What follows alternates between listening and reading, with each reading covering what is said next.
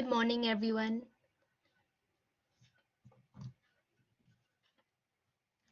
Good morning, ma'am.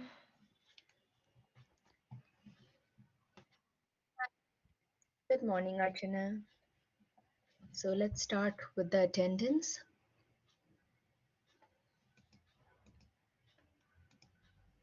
Alex,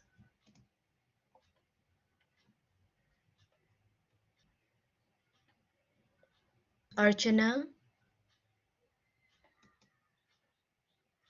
Present, ma'am. Ashish,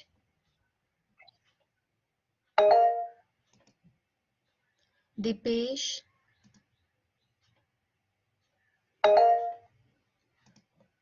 Even,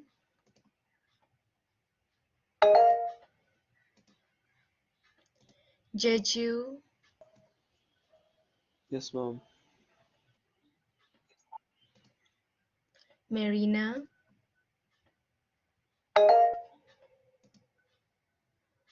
Ninju, Yes, ma'am. Nishan,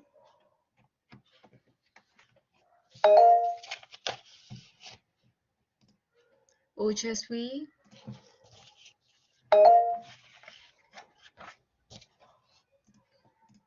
Prakriti,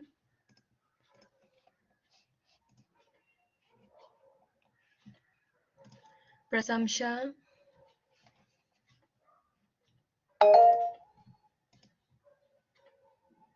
Pravin,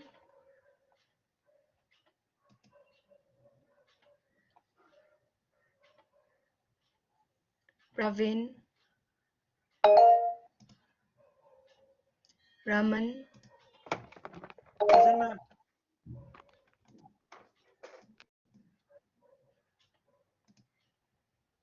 Ratna,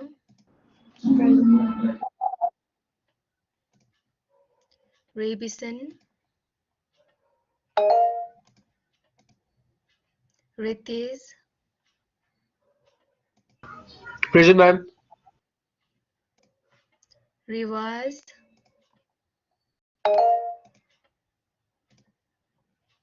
Ronim,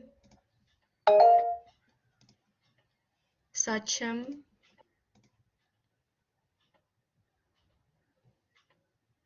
Sacham, okay, is there Salina, Present, ma'am. Sarishma, Yes, ma'am.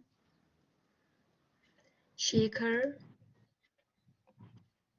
Present, ma'am. Smith, Present, ma'am. Swaroop,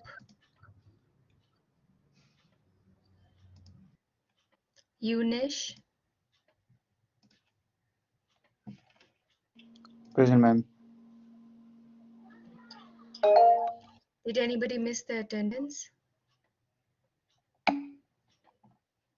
Alex, okay. Anybody else?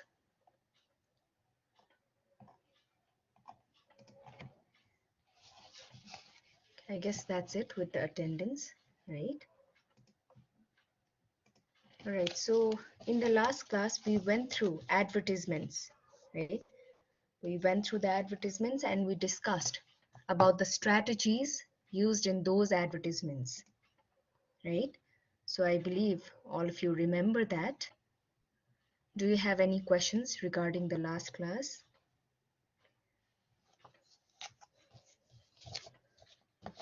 Okay, if not, today we'll be moving on. But before that, let me just inform you a small thing, okay? Regarding your final assignment, the business proposal, right? Final assignment of semester 4 for business communication. You're supposed to write a business proposal or a business plan, remember?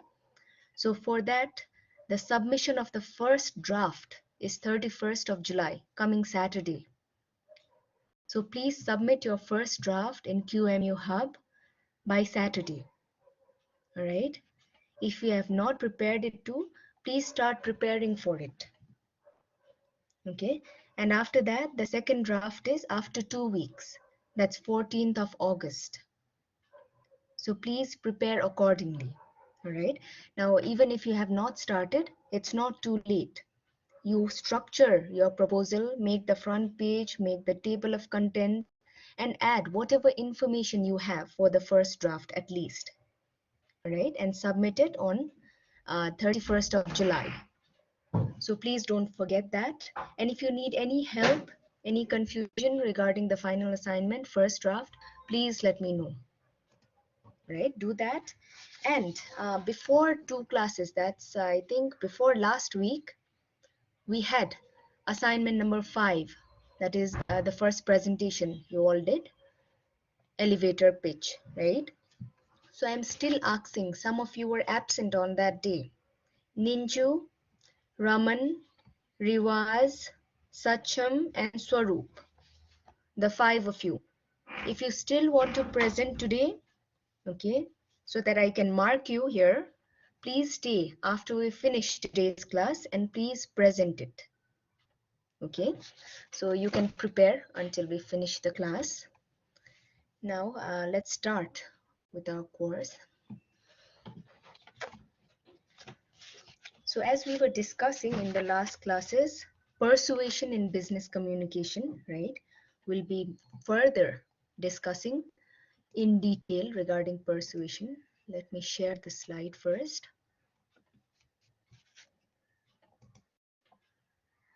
Okay, so today we're discussing on writing persuasive sales letters and messages. In the last 2 classes, we only discussed regarding persuasion as a whole in business communication, and also the strategies we can use for persuasive messages. But today we'll be focusing on sales letters. Sales letters are not only letters, those which try to sell different products or services. Sales letters can also be persuasive letters. All right, so we'll be coming to that, and also different kinds of messages, persuasive messages, right? So let's move ahead. So here, now before we discuss how to write persuasive sales letters, now first you imagine that you are a staff of XYZ Constructions, right? So let's say that you are a staff there. And then as a staff, you receive this letter. Okay, as a staff, you have received this letter from XYZ Construction. And as a staff, this becomes an internal persuasive letter, right? So let's read this letter once. Okay. Salina, can you please read out this letter for us? Sure, ma'am. Okay. August 14, 2020. Did you help save life of Mr. Ran Bahadur last year? Our employee Ran Bahadur, father of 2 lovely kids younger than 10 years, fell from the roof of our project site building while fixing waterproofing. He was taken into hospital on time and luckily we saved his life. He needed 5 pints of fresh blood and our employees were kind enough to support with their blood. We have decided to organize a blood donation program to mark the day, where we expect that our minimum 20 staffs donate their blood to save many other Ran Bahadur from across the country. Blood donation is simple, convenient, safe, and pleasant, that it saves life. We hope that you want to make the difference by saving lives like doctors and nurses, from Ran Bahadur and his family, like yours and mine, who might need in the days to come. Thanking you, Director, Community Relations. Okay, thank you very much, Salina.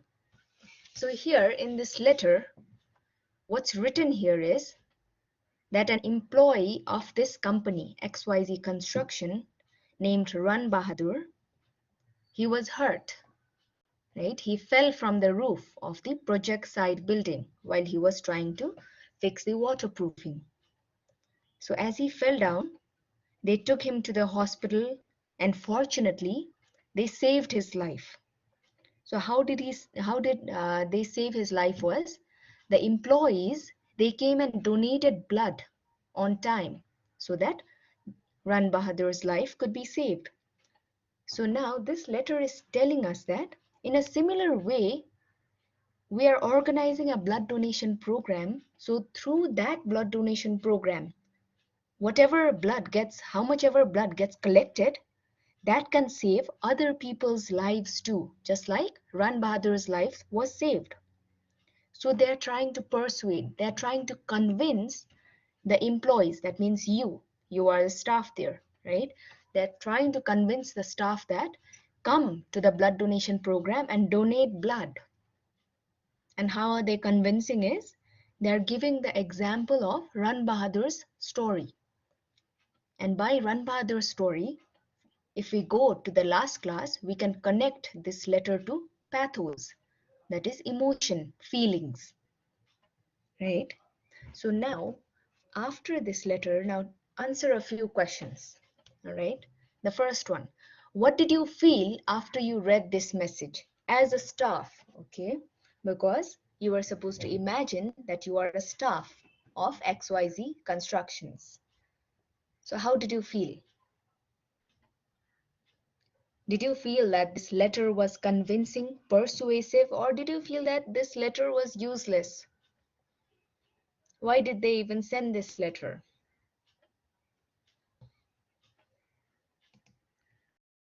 How did you feel?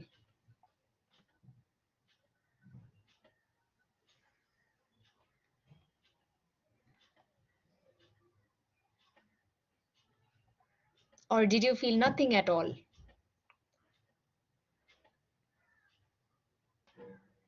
Okay, Shekhar, can you please share your opinion?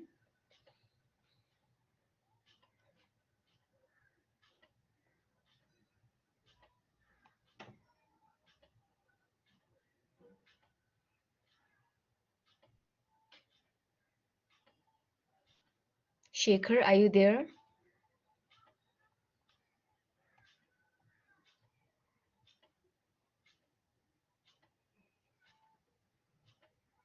Okay, I guess he's not there. Let me note that down. Okay, Smith.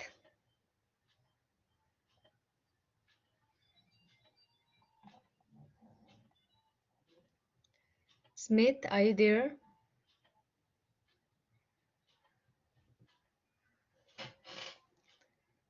Not there either. Eunice?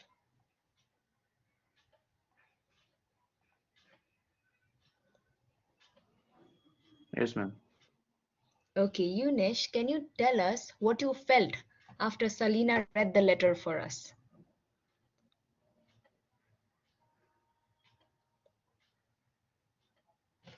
Shall I go back to the letter? Here. Yes, ma'am. Okay. Yes. So what did you feel? Did you feel that this letter was convincing? As a staff, yes, you should go to the blood donation program. Or what? What did you exactly feel?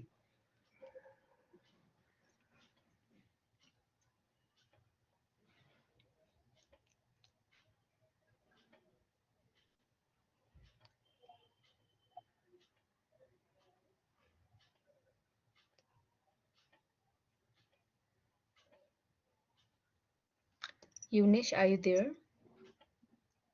Yes, ma'am. Yes, ma'am. Can you go back to the another slide?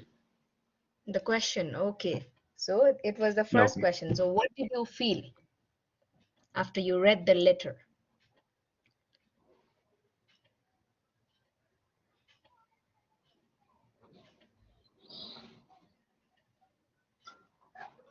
Uh,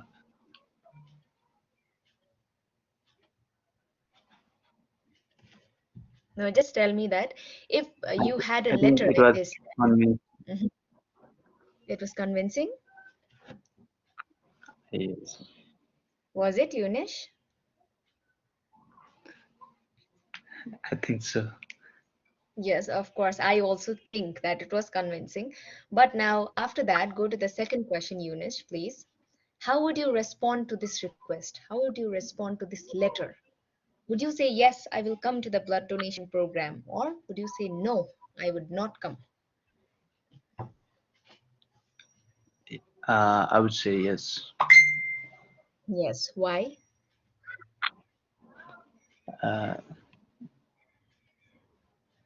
Because I felt Mhm. That because of your small help, someone's life could be saved, right? yeah, Yeah, that's why we would say yes, right? So, what I'm basically trying to say is the thing that we are saying yes to, that is the convincing trick here, the convincing power. If we had said no, Eunice, can you please mute yourself? Thank you very much. Okay.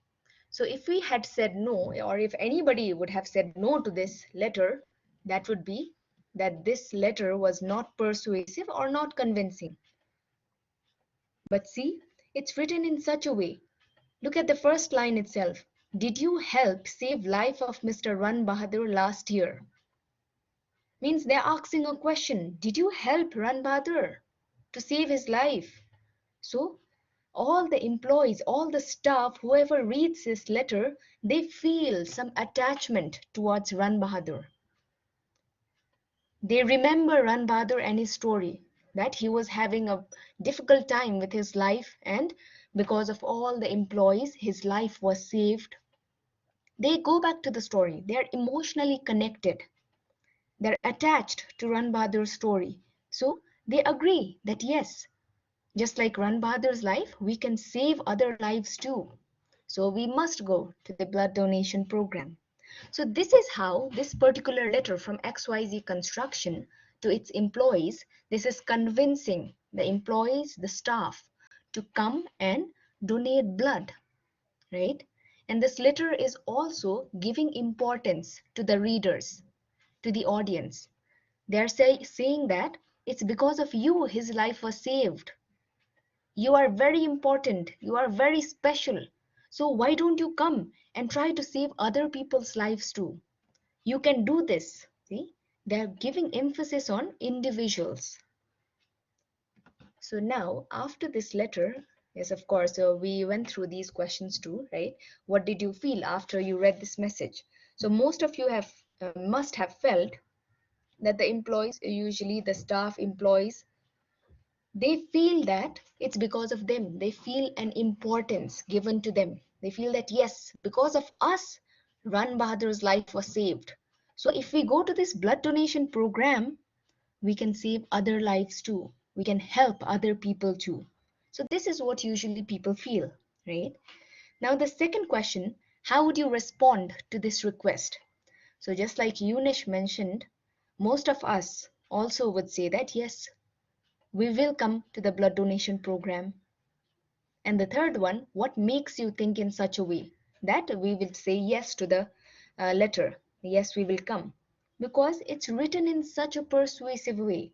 Now just imagine, instead of this letter, instead of the first paragraph and the question in the very beginning, if XYZ Construction had just mentioned that XYZ Construction is organizing a blood donation program. So please come and take part. Please come and donate blood on that day. I don't think so even half of the employees would have gone there. But now here in this letter, they are joining emotion. They are using the strategy of pathos. And that did the trick. That convinced lots of people, almost maybe all the people, all the staff, right? So this was one persuasive letter, but now we went only through the strategies in the last class. Now here what we'll discuss is what do we need to do then to write a persuasive message or letter. Okay, so these are the 4 steps we can follow to write a persuasive message, to be more persuasive. Right, so let me read them out. Determine your strategy first. Gain attention of reader in the opening. Develop the appeal and organize your request clearly and positively. So these are the 4 important steps we'll be going through to write a persuasive letter, because later on in life, when you become CEOs and when you become business people, right, you will have to follow these steps so that you are persuasive. You are convincing to everybody you talk to or to everybody you send messages to, right? You have to have that power to convince everyone. So if you follow this, this is going to help you a lot, right? So let's go through this one by one. So the first thing to write a persuasive letter or message, what we need to do is determine your strategy first. Figure out the best persuasive approach, determine what you want, figure out readers' likely reaction, decide a persuasive strategy that will evoke positive response from the readers. So what this means is, in the first point, you first have to decide what strategy will you use to write the letter, right? Will you just send a message? Will you just send an email? Or will you print out a letter and send it? You decide all those things. You decide what is the best way to communicate with your audience. That is determining the strategy. You have to decide.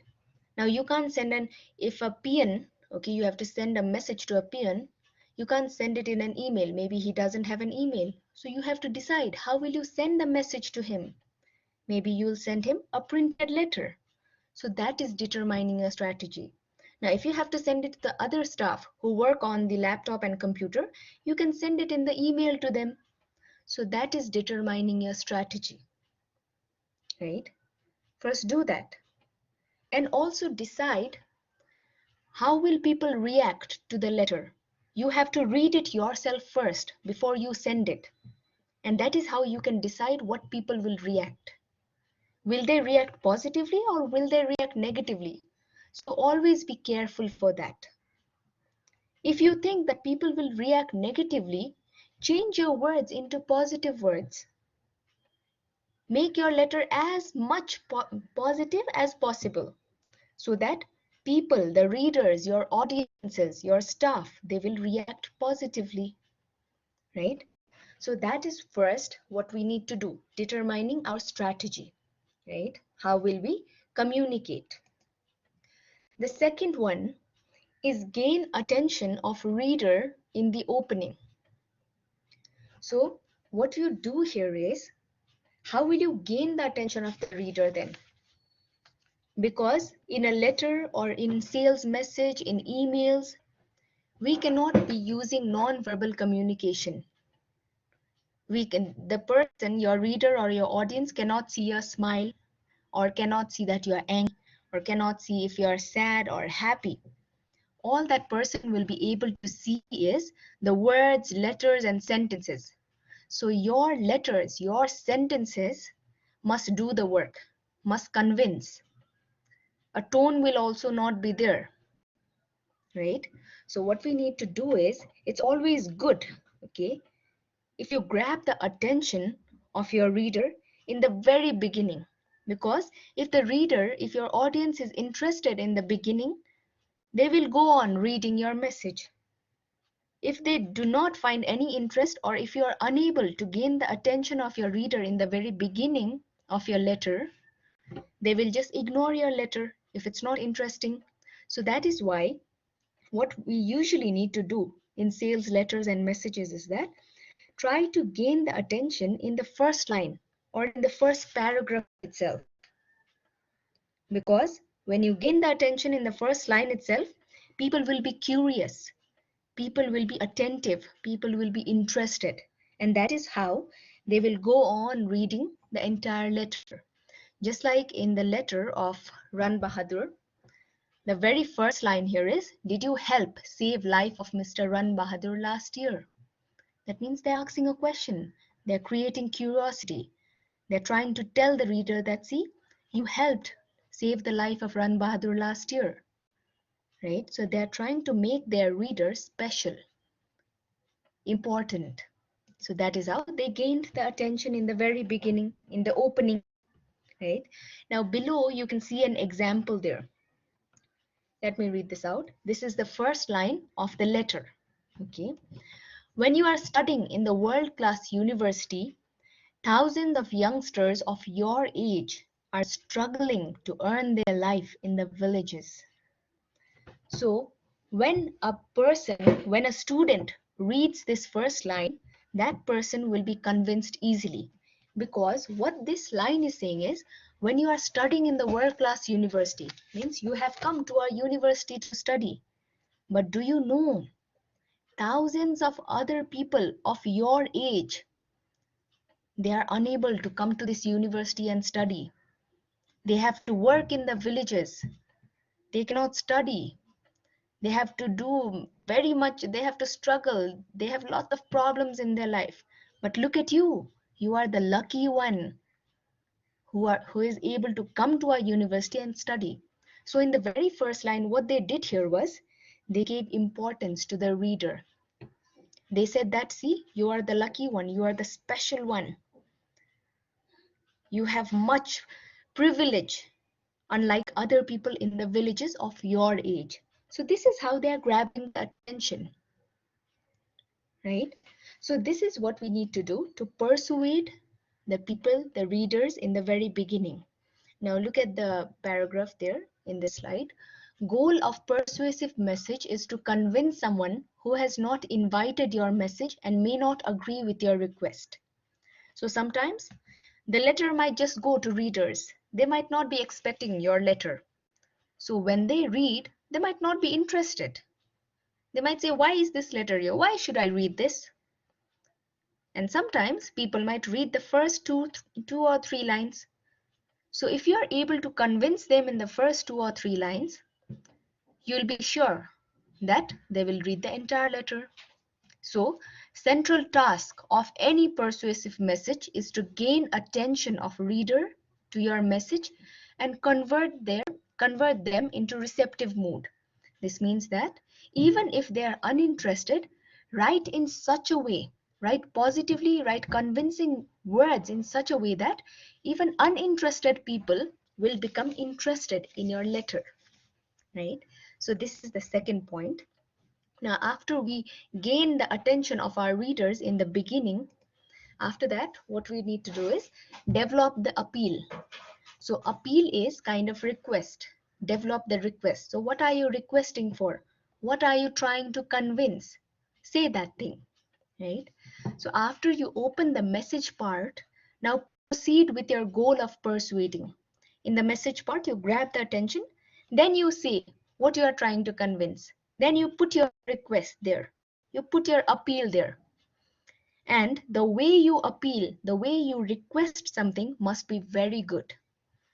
You must request very politely, positively, humbly. You must not be aggressive. Because if people think that you are aggressive, you are shellfish, they will not respond to you properly, right? The second point is put logical and orderly presentation of the reasons you have selected. So in your appeal, while you are requesting, you should have logic too. You cannot just request anything out of anywhere. So be logical and structure your letter, structure your message properly so that people are not confused, right? So do that. And in the third point, use logic and emotions properly. So in the previous letter of Mr. Ran Bahadur too, emotions were used in a very proper way there. That is why we got convinced, right? And project an appealing image like scenario painting. Now, project an appealing image means just try to give your readers, try to give your audience an image, let's say an hypothetical image of the situation or something which you are trying to request for. Now, if you look at the example of Mr. Ran Bahadur again, appealing image like scenario painting there in that letter was that they are trying to say, if you come and donate blood in the blood donation program, other lives can be saved. So now the readers, the audience will imagine how other lives are also being saved. So that is developing an appealing image, or it's also known as scenario painting. We've already discussed what scenario painting is in the last class, but if you forgot, let me again tell you. It's like creating a picture in the mind of the reader. When I say apple, you have a picture, a red apple in your mind. right? So that is scenario painting. If I say cricket bat, you have a cricket bat, the picture in your mind, right? That is scenario painting. So in the letter of Mr. Ran Bahadur II, scenario painting was the first thing where Mr. Ran Bahadur was saved. His life was saved last year. And the other scenario painting was that a hypothetical situation where the blood donation program is happening. The employees go there and donate blood and other people's lives are being saved. So that gives a happy feeling. You're saving someone's life. What could be more happy, more beneficial than that, right? So that is the scenario painting in the letter of Mr. Ran Bahadur. Okay, so this is how we can develop the appeal and request in a very proper, appropriate, and positive way. Always stay humble, never aggressive, never be harsh to your readers. Because if you use only one harsh word, one bad word, one rude word, people will just ignore you. People will not like to respond to your letter, right? So this is what you need to do in develop the appeal. After that, in the fourth point, what we do is organize your request clearly and positively. So this is quite clear, right? Write what you want from your reader to act for you. Put your request clearly and positively. So write in such a way, write in a positive way, write in clear way. Don't make your reader confused. Write clearly so that your reader is convinced, right? In the second point, use you viewpoint. So you viewpoint is, we have discussed this earlier too, in the previous learning objectives too. When you write you, it makes it personal, just like talking to only one individual. Now, if you write we request all of you. All of you means now people might think, oh, they're sending this letter to everyone. So others will go, I don't need to go. They might think this way. But if you write, we request you to come. You are very important to us. We need your support. So these things might indicate to the reader that the reader is very important. The reader is special to them. And it's the reader who can change their lives. So when you write you, it's very appropriate and it works magnificently, right? The third point, use logic and emotions properly and write clearly. So this is again the same thing. If you have facts,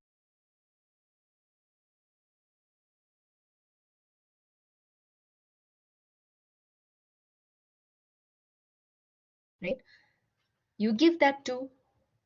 So logic and emotions can also be depicted properly in the sales letters.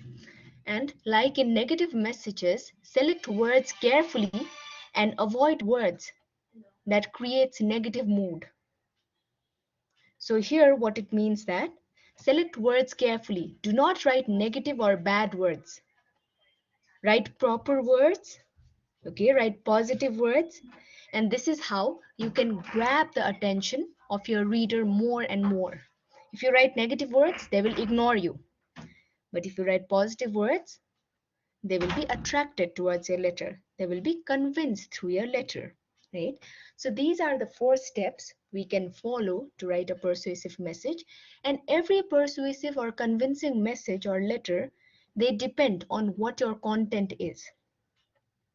No two letters are the same. Everything will depend on your content, on what message you have, right? So one more point or one more plus point which we can follow while writing a persuasive message here is avoid a selfish, blunt approach.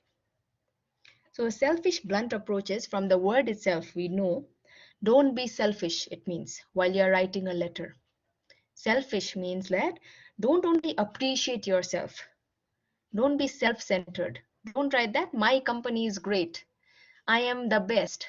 My product is the best. Don't write that. Instead, appreciate your reader. If you buy our product, you will have this and this benefit. If you use our product, you will have these advantages. So write in that way. Okay. So if I say that I had this much 90% profit in 2020, so you have to buy my product. Now this is like forcing. This is very aggressively telling my customers to buy my product. So nobody will be happy. Nobody will be convinced. So never pressurize your audience. Never be harsh, right? And just like the word itself, avoid a self-blunt approach. Never only appreciate yourself. Instead, appreciate the reader. Make the reader feel important, feel special.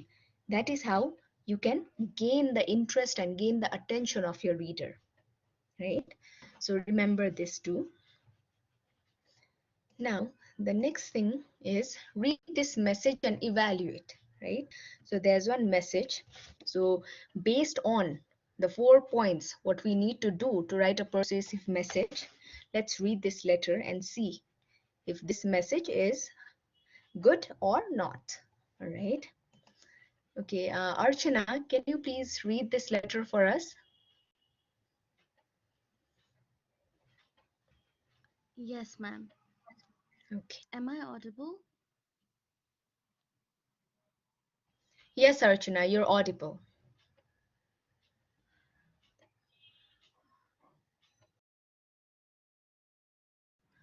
August 14, 2020. Dear rupees 10,000 for child care center.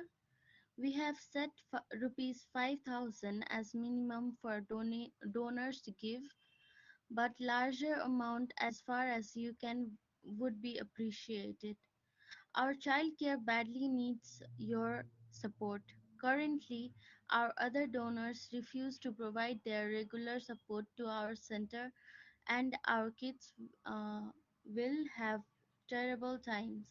If you want to know more about our care our center, you can write us at childcare@com, hoping to receive your generous.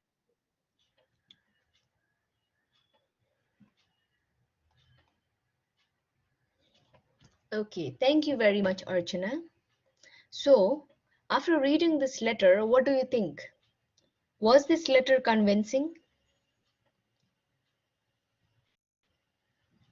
No, ma'am, it is not. It is very Why not? bland. Very? Yes. So, why? Why do you think so? If you had this letter. It is like very direct, and Mhm, they are just asking without like reasoning first. mhm. Yes. And it is very negative letter. It is very negative. Can you point out some things, some words here, how it is negative? um because they have said badly needs your support, Uh-huh. and currently other donors refuse to provide their regular support. uh, they also mentioned it, Mhm, so they are not specifying the reason why mhm, other donors are not providing their regular support. mhm. Yes. Yes, you are correct, Archana. So, this ABC Child Care Center, they wrote a letter to Miss Ojaswi. So, in this Miss Ojaswi, this is just a name, right? It could be any one of us.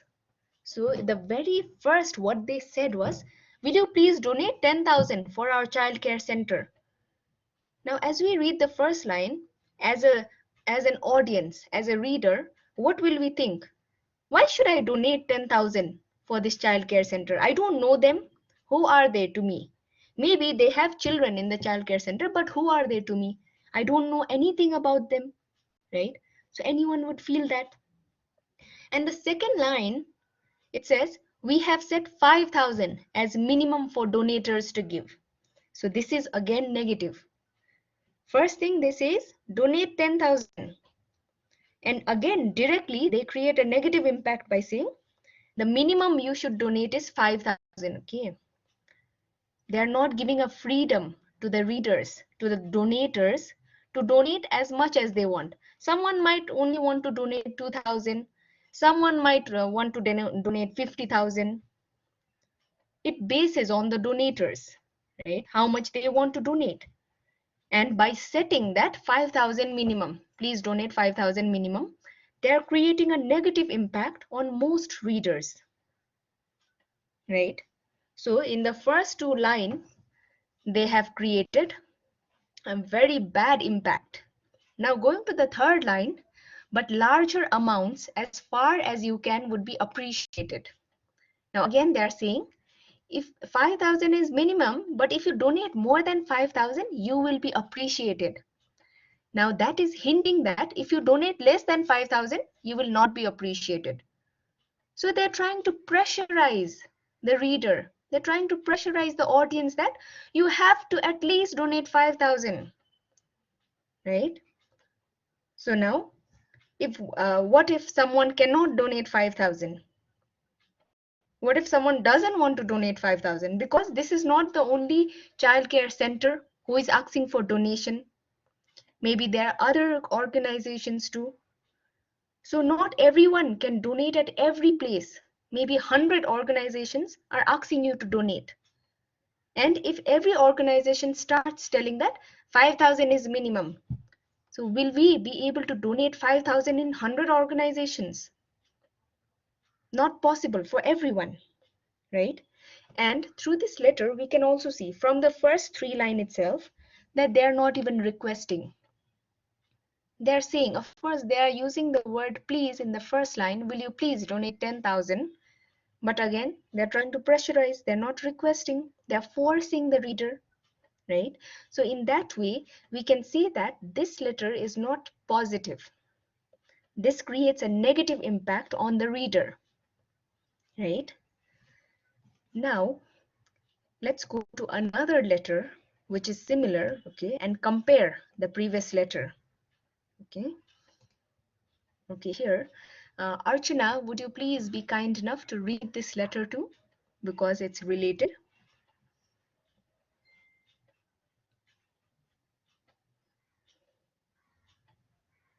Sure, ma'am. ABC Okay. Childcare Center, Kathmandu, Nepal, August 14, 2020.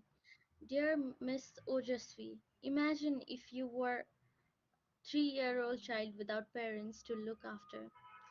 We at ABC Child Care Center offer one of the best living environment for the kids who are unfortunately left without parents to look after them. We have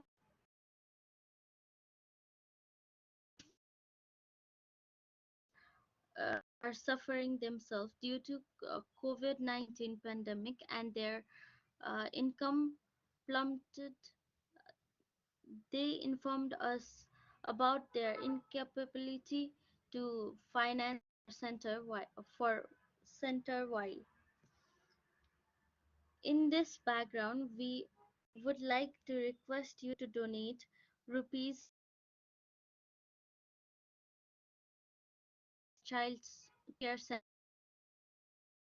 donate for donators to give, but larger amount as far as you can would be appreciated. Our chil- our childcare badly needs your support. Kids of the center are expecting your generous donation to live their life with.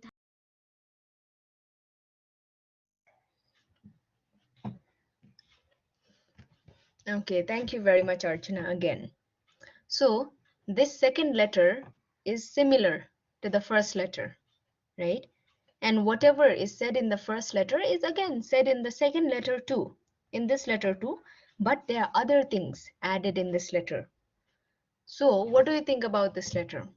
Do you think this is good? This is better than the last one? Or it's similar?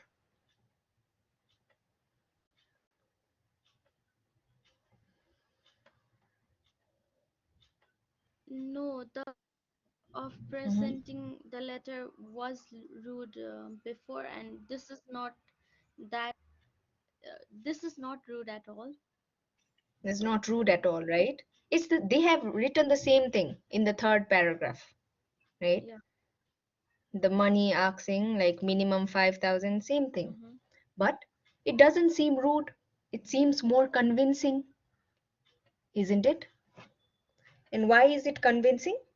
Because they have provided the context before. Yes, they have given the background, right? They have given necessary details. They have added logic and they have added emotions.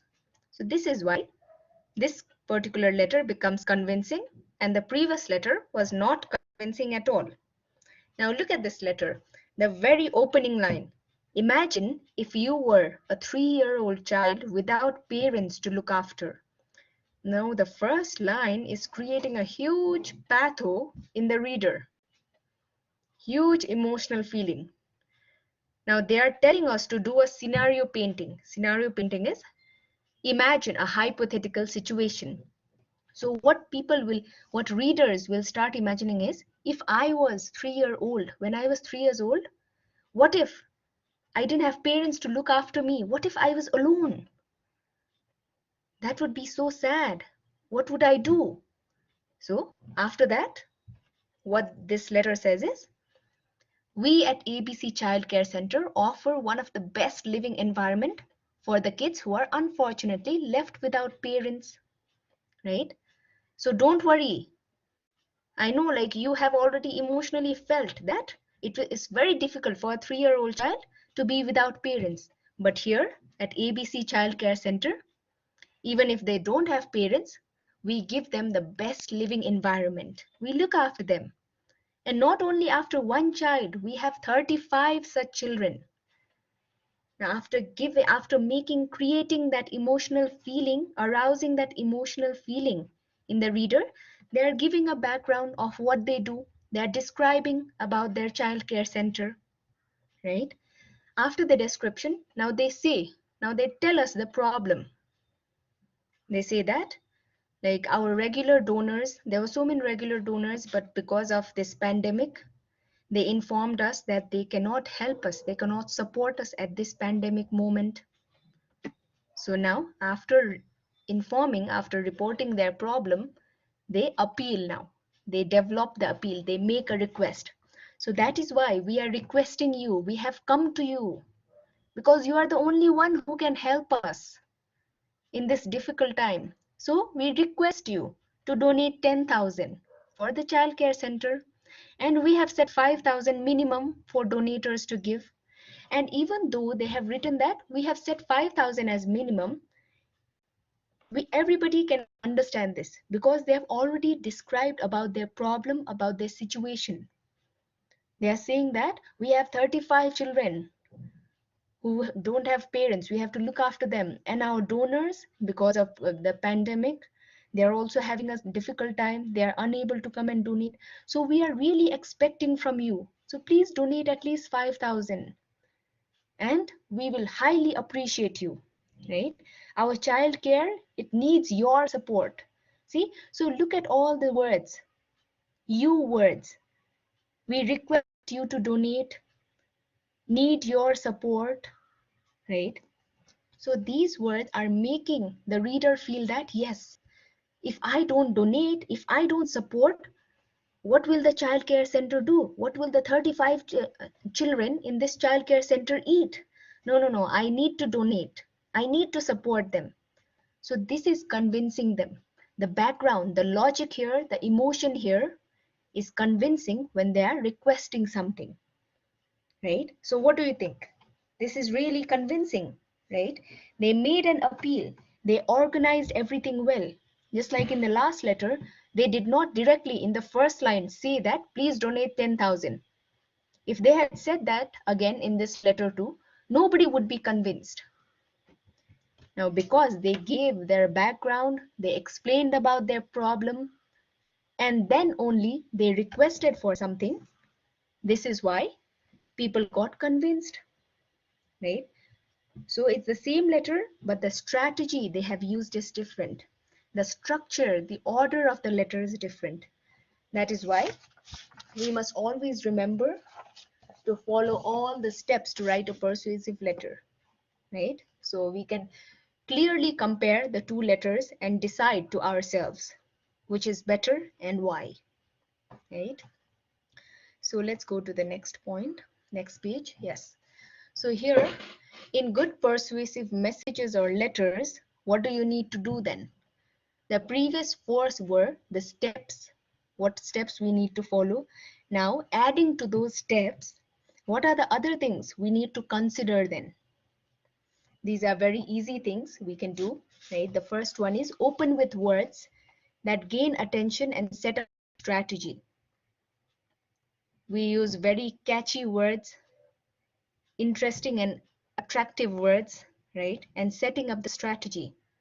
We need to decide what will we say first. Will we first directly ask for money? Or will we set up a background first? Will we tell our problem first? Then we will ask for money. So this is how we set the strategy, right? The second one, develop strategy using persuasive language and you viewpoint. Now we have already discussed this. When you use you viewpoint instead of we viewpoint, just like in the last letter, the persuasive one, there is we request you to donate. We need your support because of your generous support or your generous donation. This makes it personal. It is directly hitting to an individual. So the individual, your reader, will think that yes, they are directly telling to me. I need to do something for them, right? So when you use you viewpoint, it will help. And the third point, make your request clearly without negatives. Request, make an appeal, but use positive words as much as possible, right? And here in the next slide, these are some other points we can still consider to be more persuasive. Because based on letters, based on content, sometimes you might have to be a little persuasive, sometimes you might have to be more persuasive. So at those times, we can use these things. So the first point here is gain favorable attention. That means, again, pull the attention towards you, towards your letter, or towards the first paragraph. And because of that, if you pull the attention of your reader towards you and the letter, the attention of the reader will not go anywhere else. The attention will remain in your letter itself, right? The second one, create desire by presenting the appeals, supporting facts, visual elements. So now, in letters, in these kinds of sales letters, sales messages, they are very less visual elements.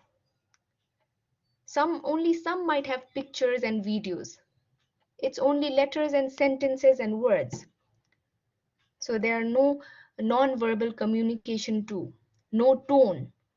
So how will you create the desire? So in that particular letter to Miss Ojaswi, what was written is, please donate so that your donation can help the 35 children here without parents.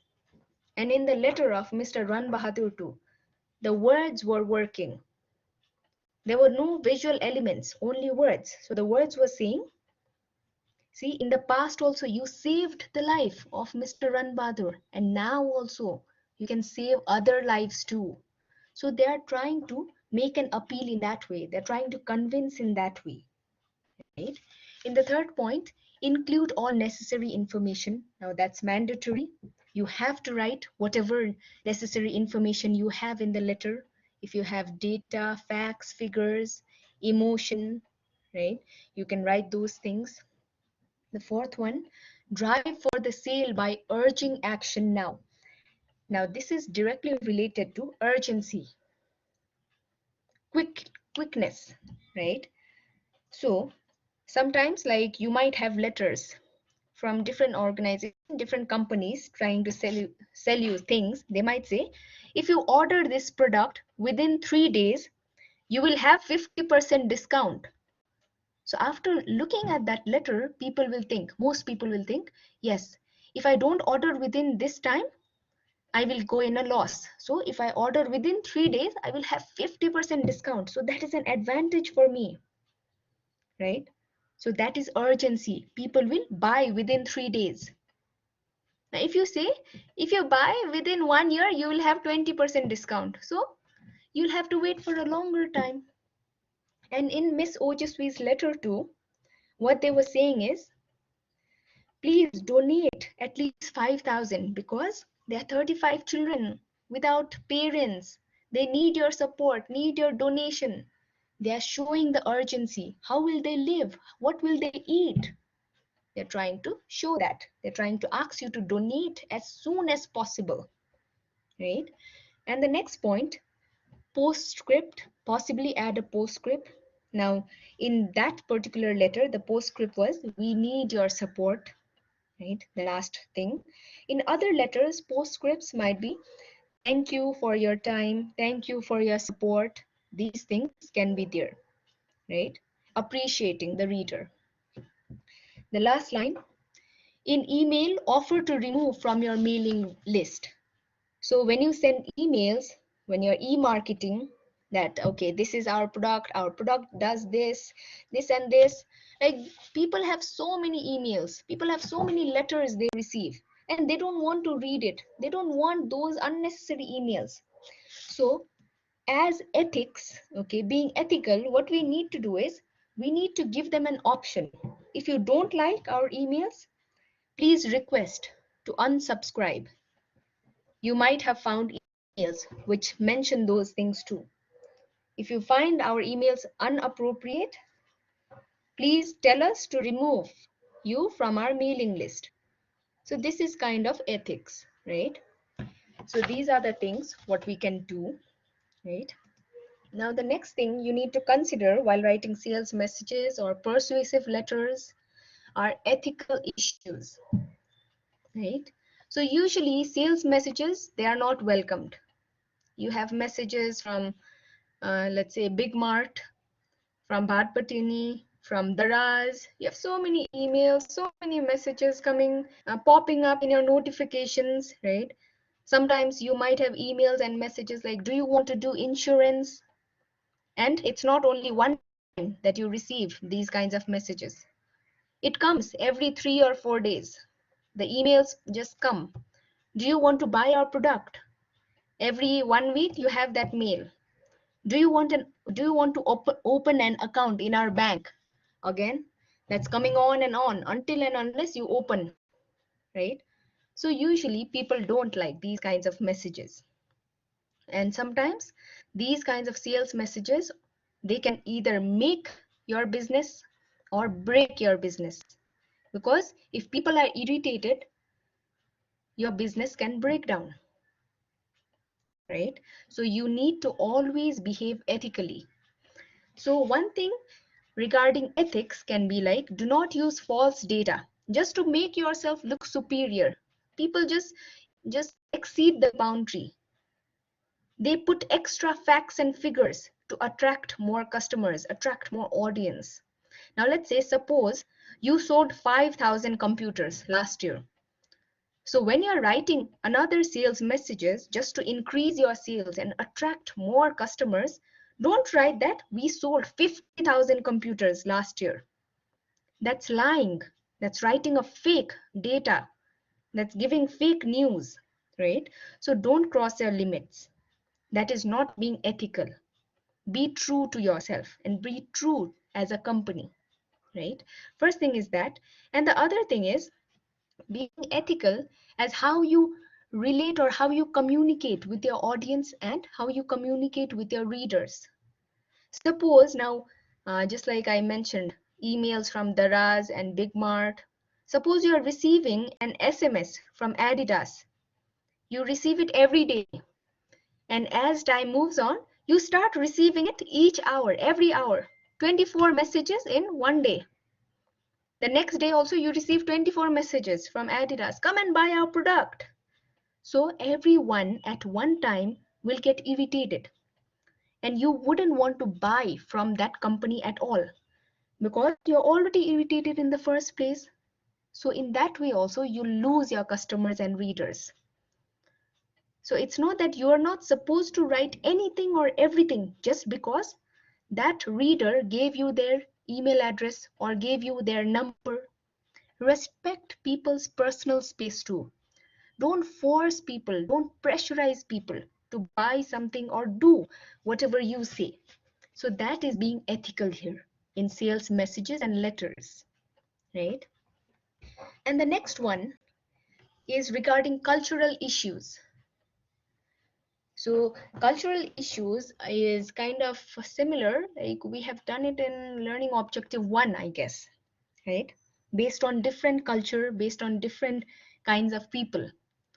So when you send sales messages or when you send letters to different people from different country, you must research first. It means that.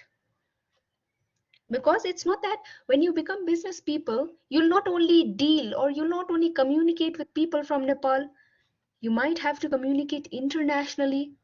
You might have to communicate to China or America, to England, to Hawaii, to Africa, right? There might be different places. So how will you communicate or how will you send them letters? It's based on that. So it's the example of English and Chinese are given here. So whom are you writing the letter to? Now remember that if you're writing a letter to a Chinese person, you are supposed to focus on unity. You're supposed to write we, because usually Chinese people, they give importance to the society and they like to be very, very humble and very, very polite. They like to request and appeal continuously, politely, right? But unlike Chinese people, English letters, okay, they are completely opposite. They do not like using we. They like using you. They like individualism. They don't like unity. So if you write you to a Chinese and if you write we to an English person, that's not going to work. That is why in sales messages and letter, the cultural issue becomes you need to research what to write to which people. Usually English letters, they're kind of forceful. They kind of pressurize, not much, but a bit. But Chinese letters, you should not be forceful at all. You cannot pressurize even a bit. If you pressurize the Chinese people while you are sending a letter to them, that will make a negative impact of you on them. So what cross-cultural issues in sales messages mean that you always need to research based on the writing format of the person you are sending the letter to, right? So please remember that too. Now the next one we have here is format of sales letter. It's the same, right? We had done regarding the format of letters, right? So the format is the same, only some parts might be different. The content might be different. So on the right side, you can see on top, heading, headline, or organization letterhead. Now, when you are in a company writing from your company or organization, in the organization letterhead, you might need to include your logo, the logo of the company, the name of your company, details, contact address, contact number of the company on the very top. After that, it's the same thing like letters, sender's name, that's your name, name of organization and address. Then comes the date, then comes name of client and address, then salutations and greeting, just like dear sir, dear madam, respected sir, these things come. Then there are 3 paragraphs given here in this sample, in this format, but the number of paragraphs, the number of points you want to include basis on your content. What is your information? Sometimes there might be only 1 paragraph. Sometimes you might have to write 6 paragraphs also. So whatever you need to write, whatever information you need to include, it will be based on that. And after that, it's the similar thing again, closing salutation, signature line, right? So here, the format is the same. And this is only a general format, right? There might be other formats too. But if you want to just follow a simple kind of format, this is the best one to use, right? Now, I have some letters here. Now, let's go through some persuasive letters. And then I'll show you one advertisement based on cultural issues. Okay. Okay, this is one persuasive letter, a sales letter. Okay, Alex, can you please read this?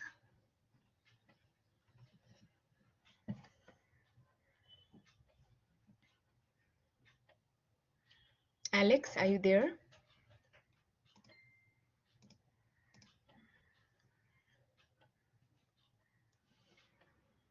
Is he not there? Ma'am, he said his Yes. mic is not working. Oh, okay. Archana, would you please be grateful to read this again? I'm Sure. asking you a lot of times. Okay. It's okay. Roadmaster shoes B77 Cedar Karachi 7654 April 21st 2009 Mr. Ahmed Ali. Do I have to read this as well? Yes, please go Seven on. seven Rahat Chamber MA G Jinha Jinha Road Karachi 0098. Dear Mr. Ahmed, we do not remember the name and faces of our customers. It is so because they are satisfied. Moreover, once they purchase our shoes, they do not need the other for the next 2 years. Roadmaster shoes are manufactured by us, are durable, comfortable, and soft. Wear them throughout the day but never feel fatigue. So soft, so comfortable. Roadmaster are also so light that you may walk alone with it for miles untiringly. Uh, Roadmaster shoes are available in various varieties, qualities, size, and color. Pure leather, artificial leather, and rubber shoes are at reasonable price are always in our stock. Purchase your favorite shoes now for yourself, wife, and kids and look more smart in Roadmaster. Yours truly, Imran Khan, Manager. Okay, thank you very much, Archana. So this persuasive letter, please look at the first line again. For persuasive sales letters, we need to grab the attention in the very beginning. So what they've said is, we do not remember the names and faces of our customers. So when we read this, as readers, we feel, okay, so why don't you remember then? There is curiosity here. And then they answer it in the second line. It is so. We don't remember the names and faces of our customer because they are satisfied. So they're so satisfied, and then they plus add another sentence. Why they are satisfied then? Moreover, once they purchase our shoes, they do not need the others for the next 2 years.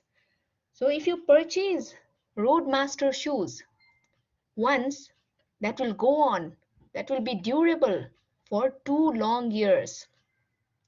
So it's very authentic.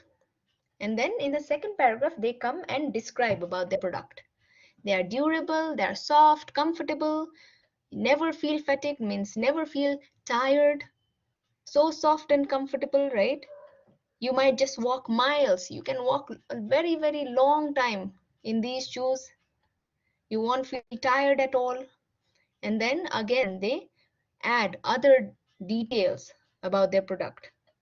We have varieties of, we have qualities, we have sizes and colors. It's pure leather. If you want artificial leather, we have it. If you want rubber shoes, we have it. So they're giving so many things, but they have already gained the attention in the very first line. They had created curiosity. It's not only you have to ask a question, just like in the letter of Mr. Ranbadur and Miss Ojaswi. It's not that there needs to be one sentence or a question. It is curiosity here in this letter. And lastly, in the fourth paragraph, what they come and say is, purchase your shoes, but not only for yourself. You might need it for your wife. You might need it for your kids. And if you wear our shoes, you look more smart. So they're trying to say, if you want to look smart, come and wear our shoes. If you wear our shoes, you will look more smart. You'll not be tired. It is soft, comfortable, and they're describing everything. So basically in the second, third, and fourth paragraph, it's just description about themselves. But the first paragraph is the most important here. And it has worked here for their persuasive message, right? Because they aroused curiosity, and they even said that if you buy our shoes, you not need to buy it for 2 years. So again, giving importance to the readers, showing the benefit to the readers, right? So they have done this in this letter. The next one here, let me just go through this quickly, all right? So look at the first paragraph, please. We are sorry for you. Now, when we read this, we are sorry for you. So why are you sorry? Who are you and why are you telling us sorry? So in the second line, your ears are defended by the ceaseless noise of typewriters and calculating machines. So see, they're saying, we are sorry because you are always so much disturbed by the noise of typewriters, calculating machines, and other machines too. And then they come to the second paragraph and say, you get frequent headaches and go home at night tired and irritable. So they're describing, they're trying to give importance to the reader again. They're trying to connect the reader's emotions and feelings. They're saying, do you have headaches? Maybe you go home tired. Maybe you are continuously disturbed by the noise of the typewriters, by the machines, right? So this itself will gain the attention of the readers. Want it? See? So this is how you can grab the attention. I'm trying to show that to you, right? Now, in the next letter, now this is an email, okay? And as emails have subjects, compulsory subjects, look at the subject, please. Time for an oil change, save $10. So when you get this email and you look at the subject line, you see, time for an oil change. Oh yes, like yes, my vehicle, it needs oil change. But what's after that? Save $10. Do an oil change and I can still save $10. So people will get curious again. But how? How should I save $10? Then they will click inside and then they'll go inside the email and read the email, right? So what they wrote in this email is, dear customer, we noticed it has been over 3 months since your last oil change with us. This is a friendly reminder that you can take care of your car. It takes care of you. So they're giving importance to their vehicle again. Please take care of your vehicle. We can take care of your vehicle because your vehicle will take care of you. That is why let us help you. We'd like to offer you $10 off your next oil and filter change this month. So there's a benefit now. There's an advantage. They have already already grabbed the attention of the reader. Plus, they are giving benefits also. So this email will obviously work, will obviously persuade and convince the reader, right? So these are a few things we can do. These are the few examples of persuasive messages, right? Now, let me show you one advertisement. It's not exactly an advertisement, let's say one visual, okay? Now it is based on cultural issues. Now in the last slide, what I told you was, for cultural issues, we need to base on different readers. Who are we sending the message to, right? Now this is not a letter, this is not a sales letter or message, this is a visual, but it's related to cultural issues. That's why I want you to look at it, right? Let's look at it and let's analyze it once.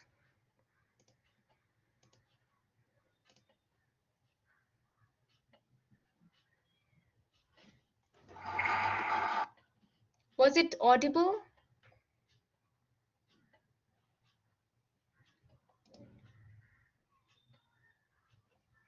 Yes, ma'am. It was, right? Okay. भैया वो बप्पा की मूर्ति लेनी थी घर के लिए। हाँ हाँ बिल्कुल आता हूँ आइए। भैया वो पहली बार बप्पा को घर पे बिठाना है तो कुछ स्पेशल बताइए ना। आइए ये देखिए 4 भुजा वाली मूर्ति। जी इसे अभय मुद्रा कहते हैं। अच्छा अरे छोटू, चाय चलेगी? बिल्कुल। देखिए। भैया वो कोई बप्पा की मूषक के साथ वाली? हाँ हाँ है ना, आगे आइए।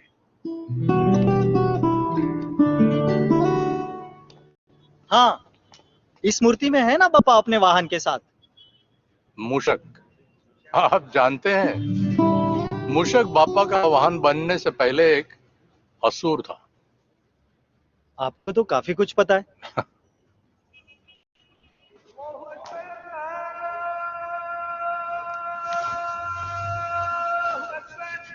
ये वाली फाइनल कर दे।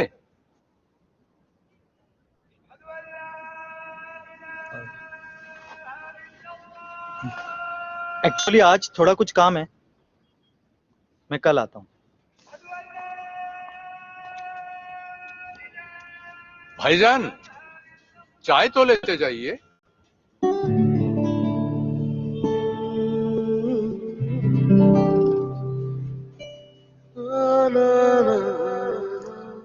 नमाज अदा करने वाले हाथ बापा की मूर्ति सजाएंगे तो हैरानी तो होगी ही।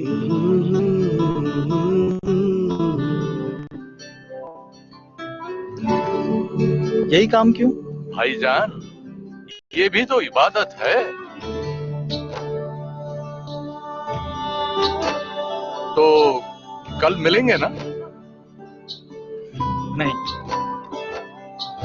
आप बप्पा की मूर्ति बुक कर दीजिए। कौन सी? वो 4 हाथ वाली? नहीं नहीं, अभय मुद्रा वाली।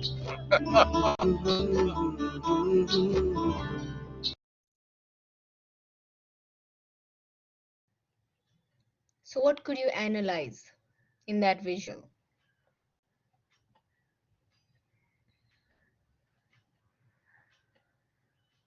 Showing cultural issue only, right? Based on religion. And through that particular visual, what they're trying to show is they're trying to change the society's perception. They're trying to change people's mind.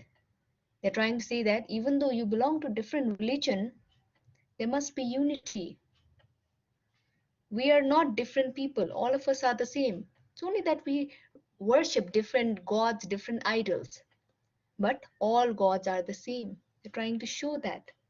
So some kind of cultural advertisements or some cultural visuals, they are positively trying to show these kinds of positive message, but there are other advertisements based on cultural issues which are negative. Just like if you had noticed the advertisements of Fair and Lovely. I think we used to see that in TVs a lot of times. So what they said was use Fair and Lovely to be fair, to have fair skin. If you have fair skin, you will be attractive. So that is giving a negative message. And that is again a cultural issue, ethical issue too, right? That is a negative kind of thing. Or sometimes you might have advertisements of sunscreens. So what those advertisements say is, are you ready to go to the beach? Have you worn your sunscreen? Are you ready to go out on a sunny day? If you have not applied the sunscreen, you cannot go out. It's not ethical to go out. So they're trying to make an image in the mind of the people. That is also unethical. The advertisements of sunscreens. Can't anyone who doesn't wear sunscreen go out in the sun then? They're trying to give that message, right? So we, as communication students, we need to figure out which one is positive and which one is negative, right? So that was regarding cultural issues. The rest, what we did today was regarding persuasive messages, sales letters and messages, right? So I think at this end of the class, you're already clear and you already know if you have to write any sales messages, you can like clearly write it, right? So any questions regarding today's class? No, ma'am. Okay, that's great. So I'm reminding you once again, okay, coming Saturday, please submit your first draft. Your first draft, it's not necessary to have all the information regarding your proposal. You can have some information or how much information you can put in the first draft. You can always add up or you can always correct it in the second draft. But by Saturday, please submit at least something for the first draft. Okay. So let's do this much for today.